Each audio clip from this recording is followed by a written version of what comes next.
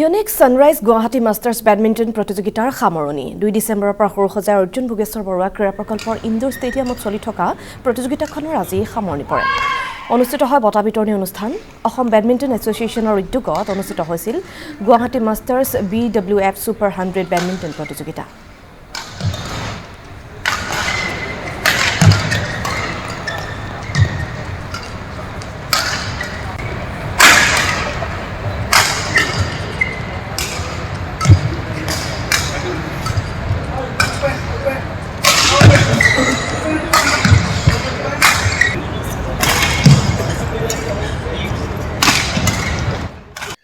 আমাৰ ইয়াত 16খন কাণ্ট্ৰিয়ে পাৰ্টিচিপেট কৰিছে আৰু বিশেষকৈ এই খেলখন অসম বেডমিণ্টন সন্থাৰ সভাপতি তথা ভাৰতীয় বেডমিণ্টন সন্থাপতি অসমৰ মাননীয় মুখ্যমন্ত্ৰী ডক্টৰ হিমন্ত বিশ্ব শৰ্মা ডাঙৰীয়াৰ নেতৃত্বত অসম বেডমিণ্টন সন্থাই তৃতীয়বাৰৰ বাবে এই world unique sunrise master badminton championship আজি সামৰণি অনুষ্ঠানৰ ফাইনেলসমূহ চলি আছে।